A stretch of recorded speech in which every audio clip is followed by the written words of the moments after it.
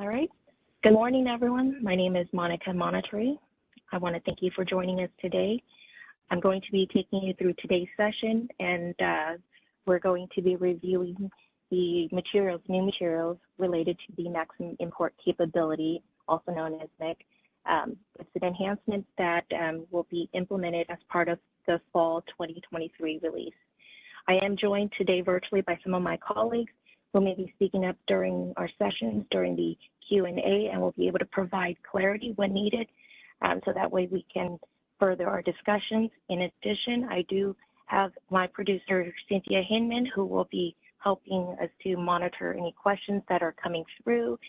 If you have any questions, please feel free to raise your hands virtually or put your questions in the chat box. Cindy will be monitoring those questions to make sure that any inquiries or concerns you have will be vetted out during this training. So to increase transparency and provide greater services to our stakeholders, we are going to be recording this webinar. It will be posted on our website in the Learning Center on our CAISO page under new modules. In addition, it will be posted, if not already, in the release training page. And I believe it will also be on the policy initiative page as well. So it'll be in 3 different locations. If we receive any questions throughout this training that will require an update to the materials, we will get those posted within the next 24 hours, in addition to 24 to 48 hours, in addition to posting the recording, so that way you can review it at a later time. Now, the slides on today's presentation will be covering a great deal of material. So again, I thank you guys for joining us today. So let's go ahead and get started. Now, first off, let's start off with who does this enhancement, this Maximum Import Capability Enhancement initiative impact. It impacts scheduling coordinators, the folks that are participating in our resource adequacy program, more specifically the load-serving entities, the LSEs. We want to make sure that you guys, the LSEs and the SCIDs, are aware of the new changes that are being implemented as part of this enhancement. There's going to be some things that are changing in the system, and as well as our business process. So we want to make sure that we bring this to your attention. As I mentioned earlier, this meeting is going to this meeting is scheduled for an hour, so I want to make sure that we cover all the training materials, and in addition to giving you an opportunity to ask any questions. So Cynthia Hinman, as I mentioned, is my producer for today and will be helping us get those all taken care of for you guys. To avoid any background noise, please be sure to mute your lines unless you have a question. If you have any questions, please make sure you add your questions to the chat box or raise your hand. One thing I do want to ask of you is if you are going to ask a question, please make sure that you state your name and the company that you work for, so that way if we have follow-up questions, we can reach out to you thereafter.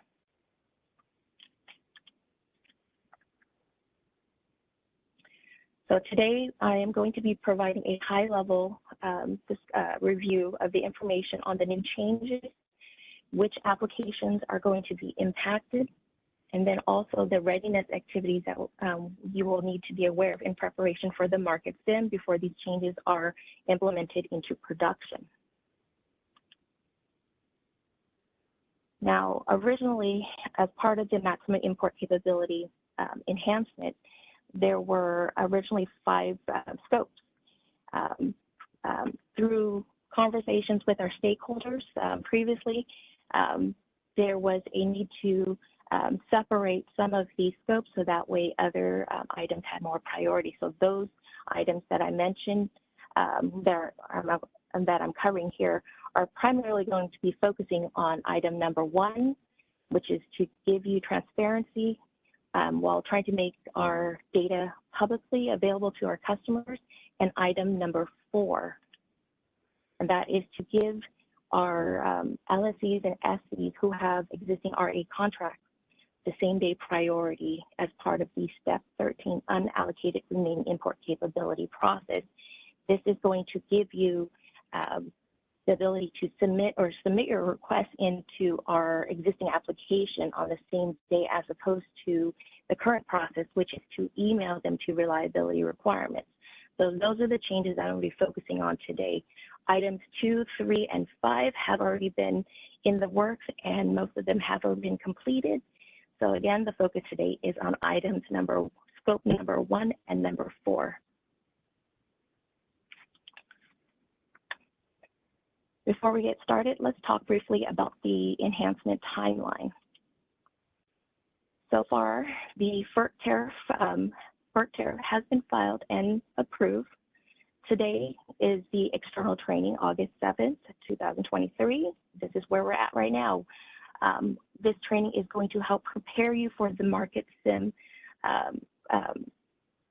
that is scheduled for August 14th. So we want to make sure that we give you the resources and allow you to have some time to ask those questions prior to the market sim that is scheduled in the next week or so. And then later on in October, we are anticipating a go-live date of October 1st for the production activation. So this is our timeline for this enhancement as of today. And if the timelines do change, we'll make sure that we will cover this information in all the different forums, the TUG, the technical user group, the release user group, and the market sim. So we will make sure we will communicate the changes in all the different forums.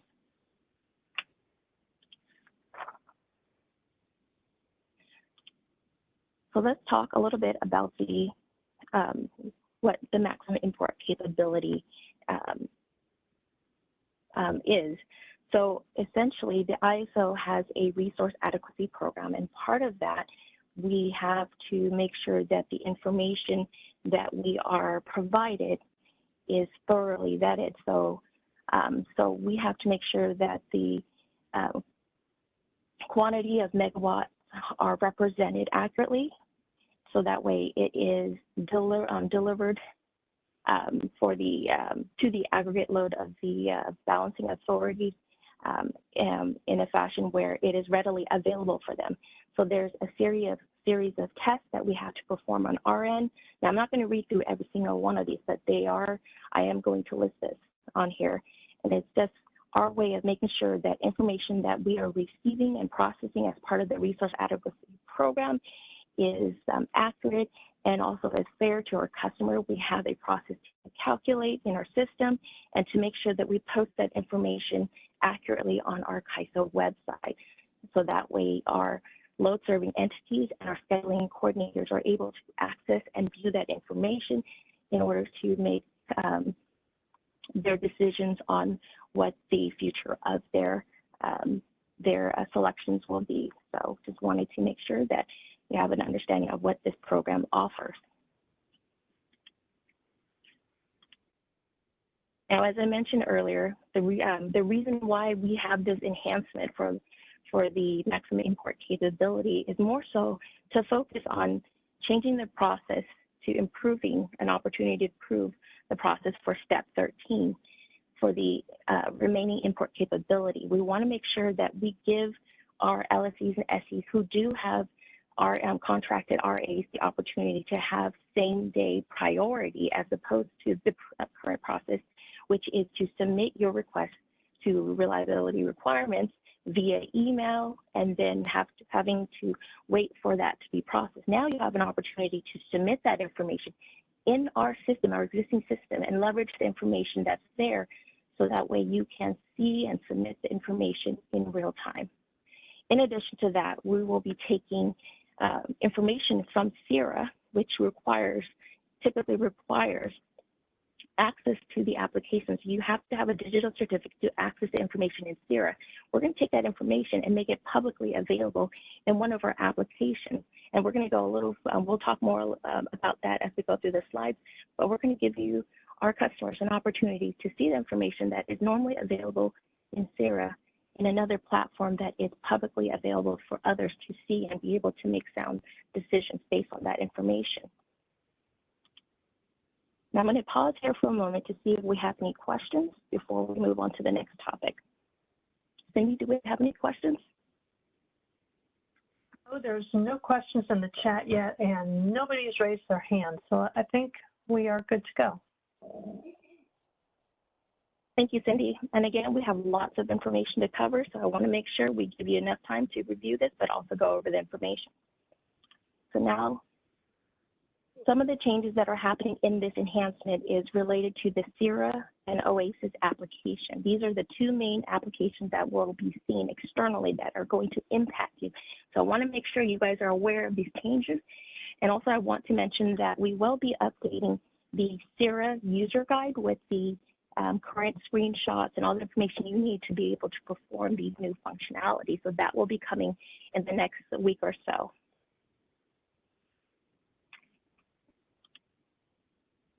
And again, as I mentioned, this is primarily going to be focusing on step 13 for the CIRA application.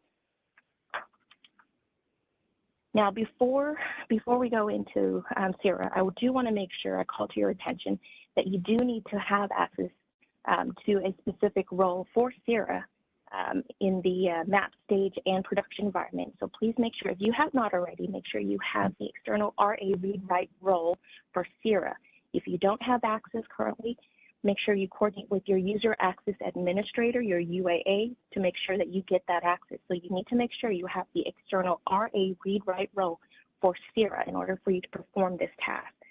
I've also posted some description of what this role entails. Later on, we'll be providing you a link to CIRA map stage and as well as the production environment as well, so that way you guys can start exploring in the application.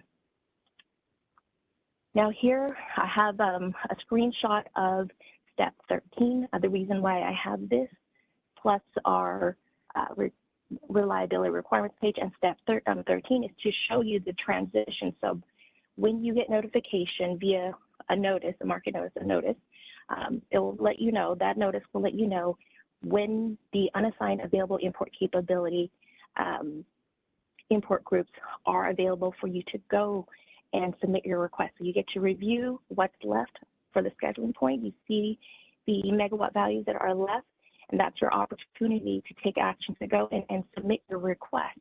This is the process today where normally you submit those requests to, again, reliability requirements via email. And then after you have made your decision, you will need to monitor our reliability requirements page to see when step 13 is going to be posted. Step 13 is, again, going to be communicated to our customers via market note or via notice, so that way you know that those import capabilities have been assigned. So they're all sequenced. So you have to make sure you pay attention to the reliability requirements page, so that way you get to see when these steps are all happening. In addition, we are sending out notices to our customers to let them know when to take action. Now, if you have more questions pertaining to this, you can also submit your inquiries through the reliability requirements at CAISO.com, or you can also go to our reliability requirements page. There's tons of great information on there, so if you have any questions, please feel free to look through those and then submit your questions to reliability requirements, or submit a city ticket, and then we'll make sure that your questions are taken care of. Okay, so earlier I mentioned that as part of this, CIRA is going to be impacted. So with CIRA, there's going to be some changes, some new screens and process in CIRA as part of the step 13. Step 13 is the notification of unassigned import capability. Now here I have two different drop-down options. I wanted to emphasize that one, there's going to be changes in the Plans tab. So when you go into CIRA, you're going to see one of the tabs is listed as Plans. In Plans, there's a sub-tab called Manage Import Allocation. And in that sub-tab, there are three new screens. There's the SE Request Unassigned Import Capability, that's new. That's where currently you are emailing your request to reliability requirements. Now you get to go into CIRA and you get to submit your request through CIRA. And it's going to be through this screen right here, the SE Request Unassigned Import Capability. The other one is the Reserve Import Capability screen. That one is a way for you to let the other customers know that, hey, I have this much import capability reserved for myself. I'm willing to trade the remaining import capability if you're interested. And I'll go a little further. I'll provide some more information on that, but that right there is more of an FYI screen to let people know what you have and what you're willing to trade. And then there's the contact information screen, which is new as well. This is going to coincide with the reserve import capability where you get to provide, you have to provide your information actually if you want to trade import capabilities. So I will be going into those momentarily. In addition, if you look to your right, you're going to see the other tab that's on the CIRA application, which is the reports tab. There is a new report that's been added on here. It's called the Import Capability RA Report. Now this is new, and this right here is again going to feed into our other application, which is OASIS. So information from CIRA is going to feed into OASIS to give you that visibility, to give you that transparency. So let's go ahead and get started. Let's talk about the first one, the SC request unassigned import capability. Again, this is a new screen in CIRA. I've listed the path so that way you have the direct path to get to this screen. Again, this right here is a new screen that does allow customers to be able to go in LSEs and SCs, making sure you have the role, remember the read-write role for CIRA to go in there and submit a request for the import capability. So this is where our system, CIRA, will recognize the timestamp of when a customer submits it and then prioritize that. And it's also going to look to see if that customer has contracted RA. So if they have a contract, they have priority. Cindy, is there someone with a question, or is there someone on the line with a question? I just want to make sure. I do not see anyone with a question, and there is. Okay, I just want to make sure. I thought I heard someone. Thank you for that. So here, as I mentioned, this is going to be the first screen you look, and this is the first screen that you're going to notice. And this is going to be your way of, for the LSEs and SCs to be able to submit a request for the unassigned import capability, because currently you are doing this through email. Now, those LSEs and SCs who have contracted RA will have priority to be able to perform this task in the CIRA application. That's why it's important for one, to have the right role, two, to understand what the screen entails, so that way you know what's required in order for you to submit these requests. And this is going to be advantageous to you, so that way you can get that information on the same day that you request it. There are some caveats to that, so I want to make sure we explain that clearly. Now, if you have any additional questions, I did list the tariff section down and below, tariff section 40.4.6.2.1, so if you want to look further into it. So again, here, the screen is primarily for those LSEs and SCs that are wanting to request for the, submit a request for the import capability. And again, you have to make sure that you upload your RA plan so that way you can be calculated into the system.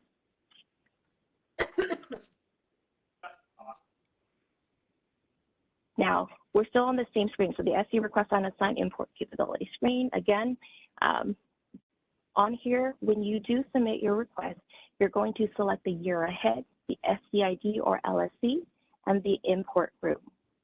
So once you select that, you will be able to start the process. Now, there is some disclaimers I do want to share with you, and this process is already existing. So remember that when you do submit this request, you're only allotted 2 requests per, when I say 2 requests, 2 import groups. You can only select 2 import groups for the intertie per calendar week. And if you end up requesting more than 2, the system will deny it, but it will process the first 2 interties in your single request. So please be aware that this is an existing rule, business rule that's been applied into the system. So you will get an error message when this does happen. In this case, in this example right here, this is the error message that you'll receive. So if you receive more than 2 import groups, you'll get an error message. It'll tell you that the request submission limit exceeded for the SCID. Only 2 request submission is allowed per week. And again, this is an existing business rule, so the system will be able to catch that for you.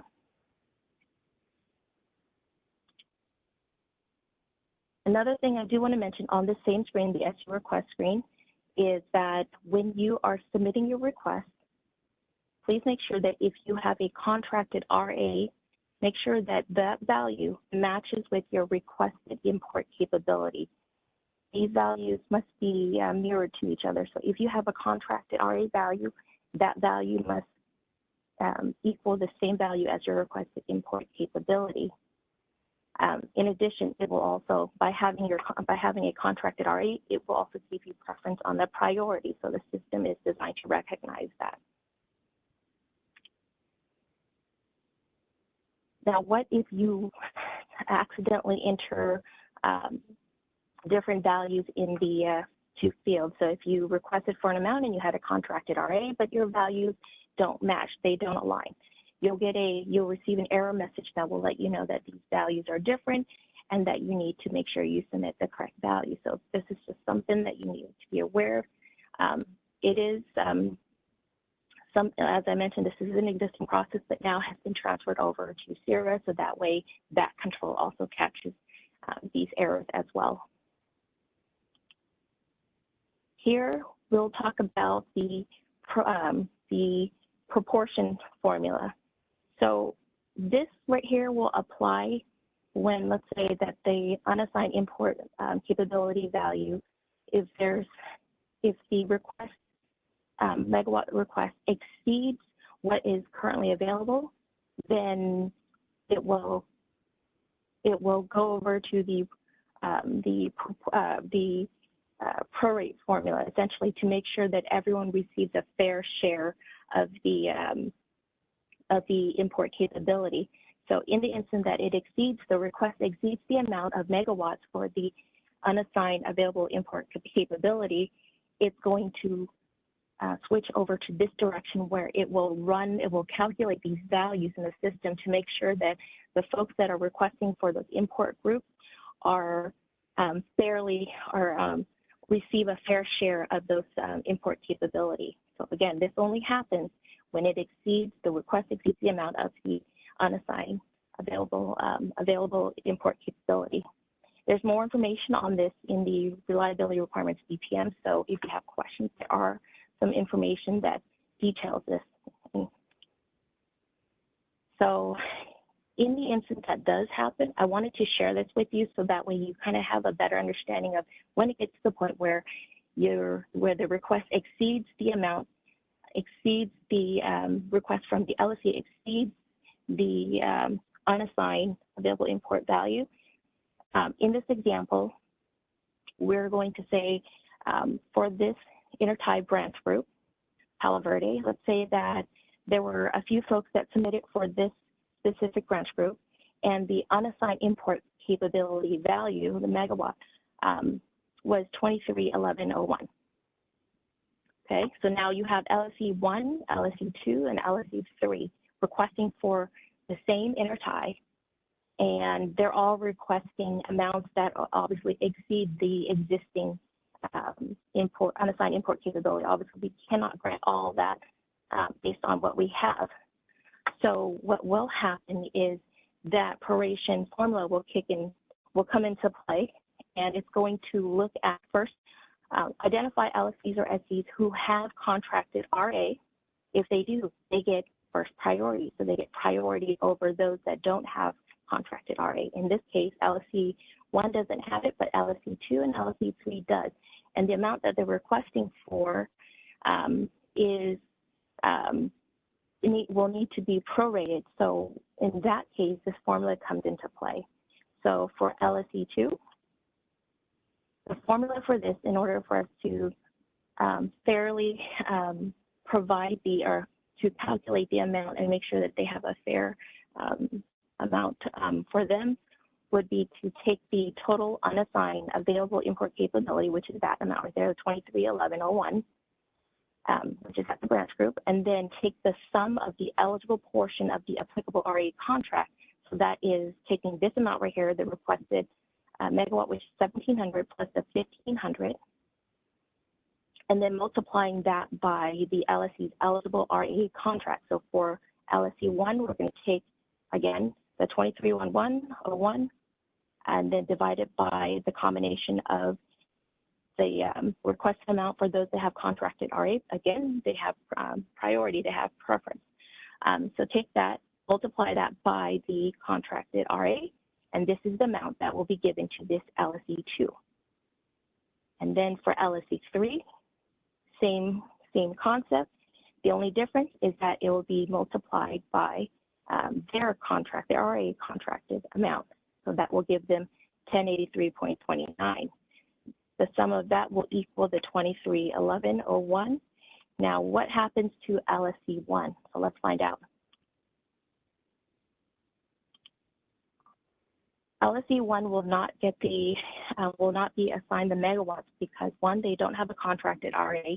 That's why it's really important that the system recognize for those that do have contracted RA, they will get preferential, they will get priority. So when they submit their request and they've indicated that they have contracted RA, they will be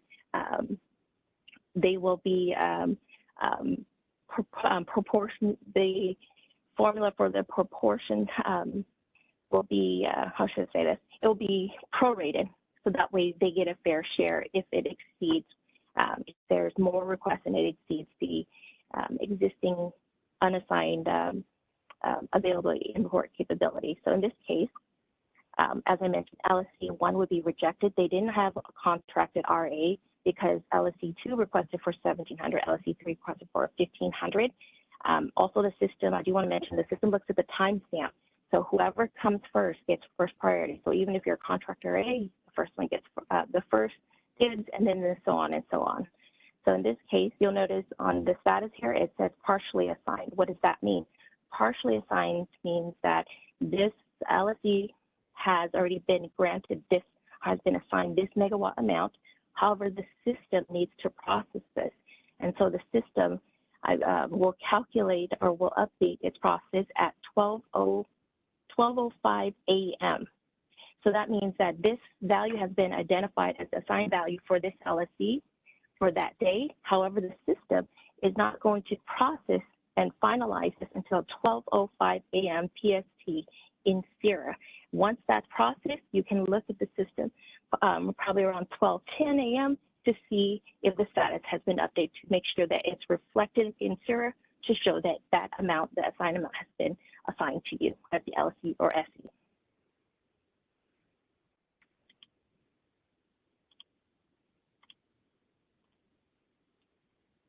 Now here, I know there's been a lot of questions, but I promise we'll get to the questions soon, but I do want to make sure that I cover as much on this because I want to make sure I give you all the details, and then that way we can start talking about the questions afterwards.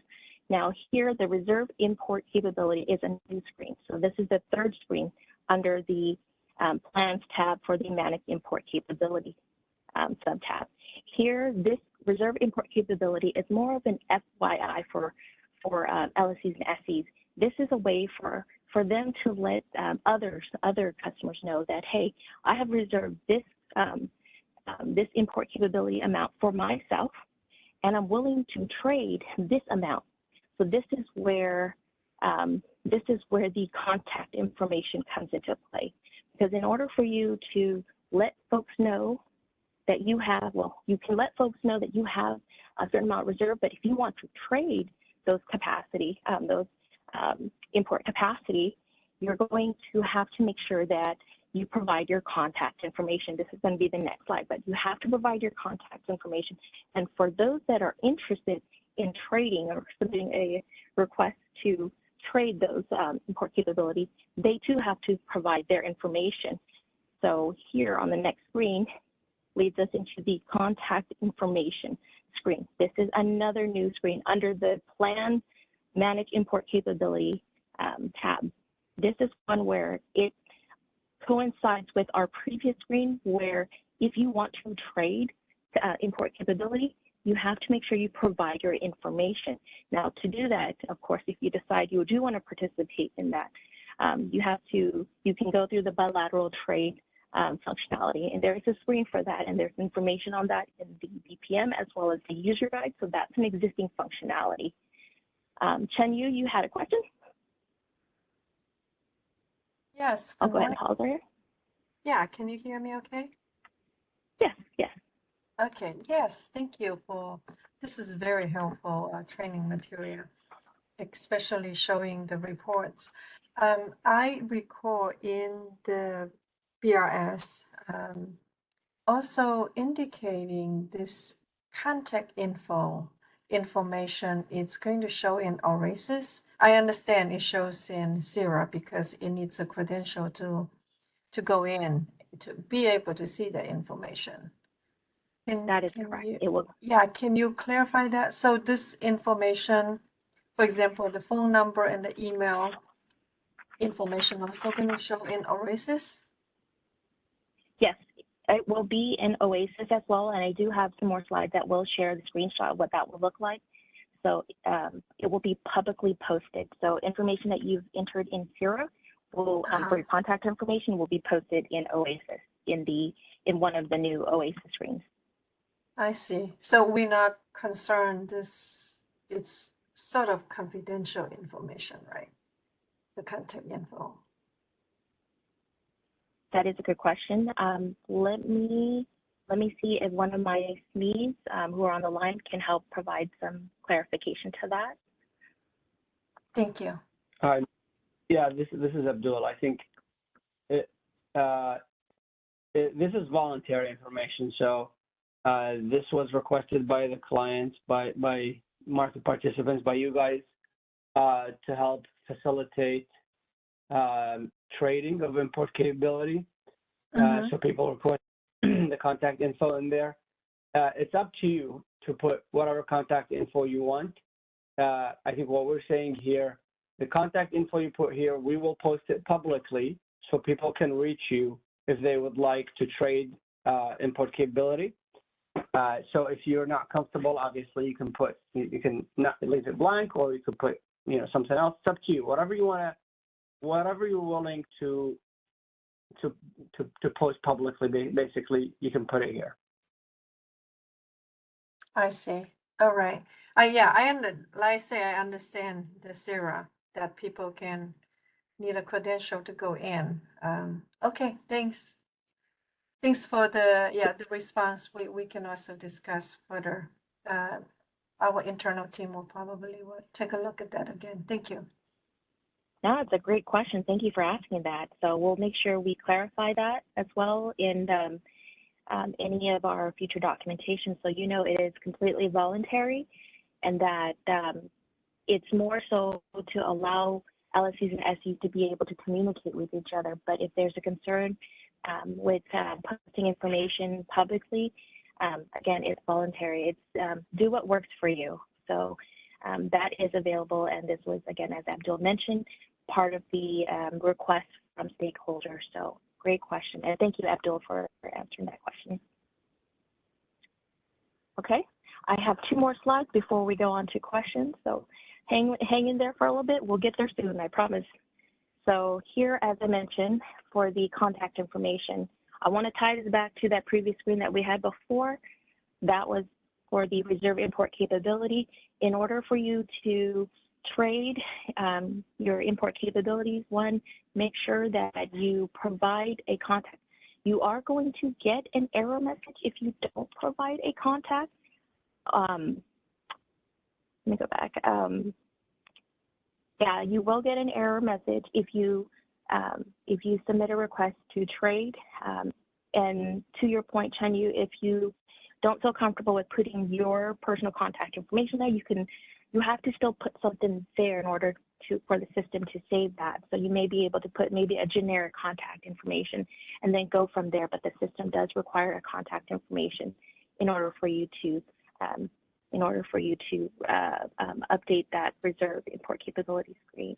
So, but great question. Thank you for asking that. Yeah, thank you, Mo. I think, this information in CIRA, I think we feel comfortable with that. Just like I say, that needs potential to go in as LSE. And however, for OASIS, it's public, right? People don't even need to have info go into CIRA. They can view the information. I think that is the concern there. It's OASIS, not here. Yeah. Thank you. Correct. Correct. And that could be an opportunity for us to look into later on as we continue our discussion. So again, thank you for providing that. So now let's go ahead and move on to the next. As I promised, we have 2 more screens before we open it up for questions. Now, what if you are trying to update the contact information and there is already an existing contact for the LSE or SCID? What do you do then? Well, the system office is going to throw an error. And just so you know, you can only have 1 contact per LSE or per SCID. So you just need to make sure that that contact you have in there is the best contact. So meaning if something happens, that is the most current information, but there can only be 1 contact per LSE or SCID entered at one time. Okay. Here we have the import capability RA plan data. Now here, as you saw in the previous slide, I had a screenshot that showed the drop down of what was new in the plans tab and then what was new in the reports tab. So this screen right here falls under the reports tab, and it's a new report called import capability RA plan. The information on here also feeds into the OASIS application as well. So what you see here is going to be transferred over to the OASIS report. Now this report right here allows, as it indicates on here, allows LSEs and SCs to view the total amount and monthly RA capacity shown on each intertie aggregated by the LRA jurisdiction. So you're able to see at each intertie aggregated, you're able to see at the jurisdiction level, is it CPUC, non-CPUC, not associated? And again, this is just giving you more visibility to the information, what is currently in CIRA. And again, and in case you're wondering what the not associated means, it's primarily to say it's for the SCs on the supply side. So you're going to see under the jurisdiction column, you're going to see, like I said, non-CPC, CPUC are not associated or considered as other.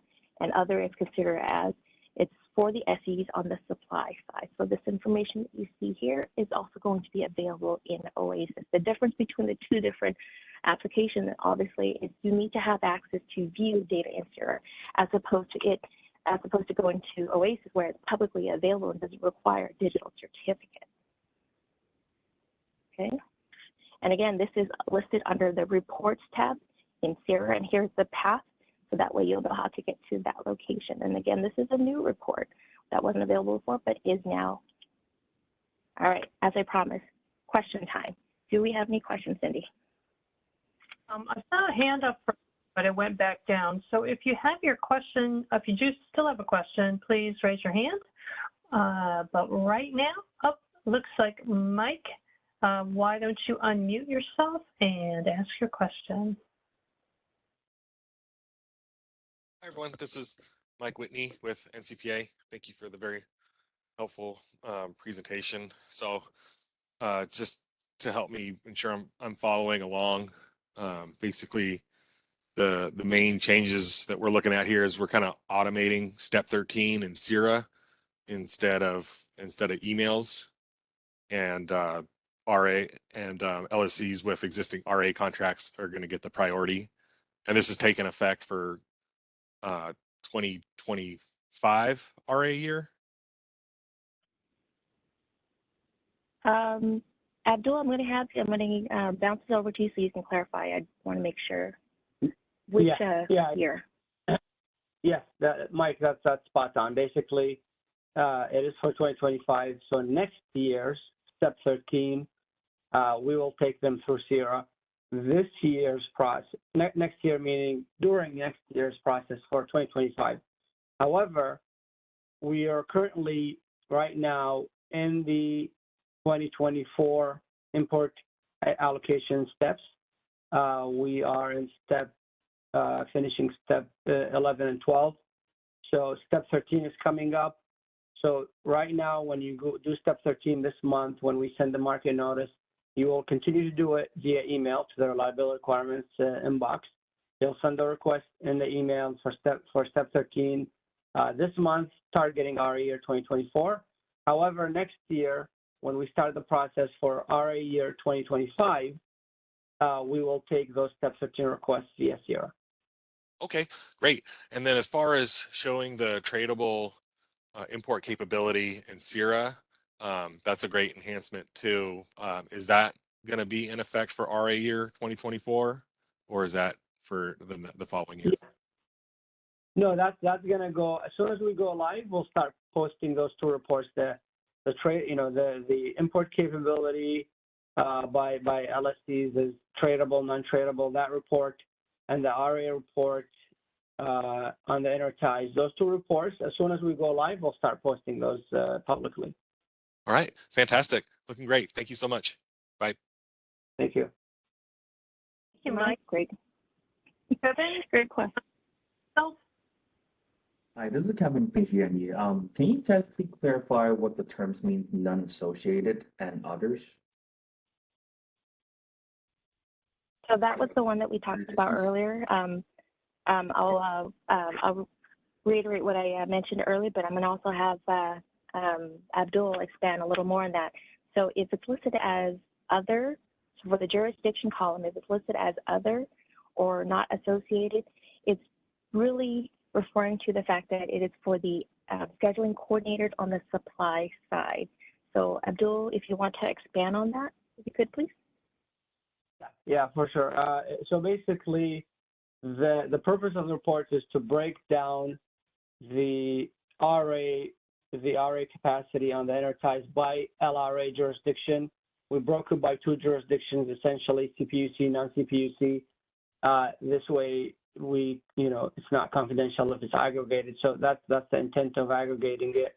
Now, what's left is few instances where a scheduling coordinator acting on behalf of a supplier. It's not an LSC, so it doesn't have an association with an LRA. Only LSCs are associated with LRAs. Supply side SCs are not necessarily associated with an LRA. Therefore, we create this category for any RA shown, or it's really any import capability owned or withheld by an SC that is on the supply side. It's not very common, but this could happen, so we create a category for it. Thank you. Great question, Kevin. Thank you for asking that. And Abdul, thank you for expanding on that. These questions that we're getting as we're going through this, we'll go back and update them into the slides so that way they're incorporated there. And in case anyone has any questions outside of today's call, they'll be able to see those same answers on there. So thank you guys for that. Looks like Joe, you have a question? Yes, I was just wanted to ask a question. If this rollout here of this CIRA updates, will it take into account when slice a day takes effect, and it really kind of affects how some people are bringing in renewable resources in their enterprise? Great question, Joe. Abdul or any of the SMEs would like to expand on that? Yeah, sure. Joe, the answer is no. We're not, as of now, at least. As of now, there's no plan to modify this report based on slice of day changes. These reports will simply utilize the single day RA values that we have today. If any of this would change, it would change part of RA enhancements and workshops that we're launching fall of this year. So if we make any changes, it would go through that process. But as of now, we're not making any changes to this that would impact slice of day or would account for slice of day showings. Thanks for the clarification. okay. Thank you, Joe. Any other questions? And there's nothing in the chat. Thank you, Cindy. We have about 15 minutes or so. And so we have a few more slides to go through. So we're going to be focusing on the OASIS and then moving on to market sim. So let's go ahead and move on through. So now let's focus on, we're switching gear over to OASIS, which is the Open Access Same Time Information System. The change here is going to be to the UI, the user interface, and the API, the application programming interface. So those are the things that are changing in OASIS. And OASIS, again, just to preface that, is an application that is publicly available to all participants. It does not require a digital certificate, so customers are able to go in and see this information. It is public to everyone. So here in OASIS, we are going to have 2 new reports under the Resource Adequacy tab. The first report is called Available Import Capability, and then the second one is called Import Capability Used in RA Plan Data. So those are the 2 new reports under the Resource Adequacy tab. And here at the bottom is a link to the OASIS application if you are interested. Here, the first report is the Available Import Capability. Again, this is information that is publicly available. Here, this report primarily displays the total import allocation per intertie for LSEs per month and how much of that allocation they are willing to trade. So this information came from CIRA. So those reports that we were looking at earlier, as we were reviewing them, once you submit your information, that information will transfer over to OASIS and be displayed under the Available Import Capability screen. Now, there's more information on this with details on the columns and what they each represent. It is available on PRR 1524 for the market instrument BPM. So you're more than welcome to go into that link to see more information specific to this new report. And again, this is listed under the Resource Adequacy tab. So as I mentioned earlier, data coming from CIRA and a few other reports, and will be transferred into this new report in OASIS, so it will be made available.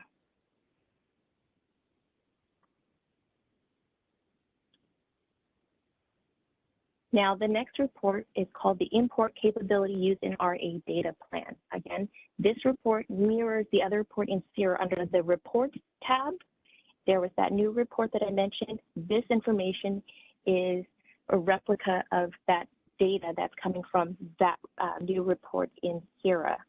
So now you can see this information without having to go into CIRA. You'll see, similar to what I mentioned before, it lists the intertie, the jurisdiction, tells you which one's CPUs, a CPUC, non-CPUC, not associated. So that information here, again, it posts here. I have a description of it, of what the intent of this report is, and that is to post the total annual monthly RA capacity that's shown on each intertie aggregated by jurisdiction. So the LRA jurisdiction column right there tells you which ones they fall under, so that way you have that visibility, right? Giving that transparency to our customers. And again, information from that report that I mentioned coming over to OASIS, so essentially transferring information over and making it visible to our customers. Now, in OASIS, there's also a new API. This information is posted in the OASIS technical specification document, which is available on our ISO developer site. Now, the ISO developer site does require you to create an account. So if you don't already have one, feel free to create one. Make sure you get that set up so that way you can go into that ISO developer site and be able to download the latest version of OASIS technical specification. This will have information on the 2 new reports that we just went over, and that is for the available import capability data and the import capability used in RA data or plan data. So that information will be posted, if not already, in our developer site. Questions so far regarding OASIS? Currently, there are no questions in the chat, and I don't see questions with the hands raised at all. Okay. Thank you, Cindy. All right, we're almost there, guys. Now let's talk about the readiness activity. So that's the market simulation piece that we need to make sure that we prepare you for, so that way you can start participating in these new changes. I do want to call out that the registration for signing up for the market sim has already started, so you can still register. So I encourage you guys to go in and register, so that way you can run the scenarios, validate the changes that are happening in the multiple applications, so CIRA and OASIS. And then in addition, the market simulation forum does start on August 10th. we have had some market sim meetings that were not on the normal days. Now it's going to go back on the normal days, which is going to be starting on August 10th. So you can see the information for the market simulation forums on our CAISO calendar that's posted on our website for the full details. And then also the Maximum Import Capability Market Sim starts on August 14th, which is why it's really important we get you all this information. We'll be updating the CIRA user guide and make sure that your questions are also incorporated into training, because we want to make sure you are prepared for the market sim by the time we get to that point.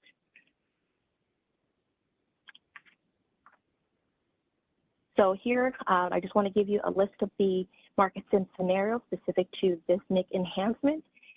You're essentially going to be submitting your request for unassigned import capability as part of step 13 for the import allocation process for 2023 and 2024 RA years. So you're going to make sure you submit that information, upload the trades and RA showings for 2023, update the contact information. This is the one, Chen, you asked earlier to make sure that, you know, is this something that we have to provide? And so at this time, the system does require it. However, you can put information in there that's generic enough just so that way it can be submitted. And then we can further discuss that later on. But number 4, update the reserve versus tradable capability for 2023. And then last, validate the 2 new OASIS report for 2023. And those are the 2 items that I have listed on there. And then if you have any questions, I did put a link to the market sim scenario and the release fall plan on there for your convenience. And then after you have gone in there to start the market sim process, you are going to be required to verify that you did submit. Once you've submitted your request for step 13, make sure you verify the information in CIRA, verify the monthly available import, the monthly and annual import capability RA plan in CIRA, and then in OASIS, same thing, verify that that information is reflected in OASIS. You're going to be doing this in the map stage environment, so we'll make sure we get you the links for that as well. And then if you have any questions, submit your questions to marketsim@kaiso.com or submit a CID ticket. And then if you do submit a CID ticket, make sure that you identify that it is for the market simulation for fall 2023. So make sure you identify that to ensure that your ticket, your questions get routed to the right team. And as I mentioned, just to recap one more time, make sure that as part of the readiness activity, make sure you sign up for the market sim. Make sure your users are provisioned to CIRA with the right roles. Work with your UAAs if you have any questions, and attend the market sim forum. So that way you are able to stay informed of all the changes that are coming up. And then also if you have any questions, we encourage you to bring those questions to those forums. Final questions, guys. Any questions so far, Cindy?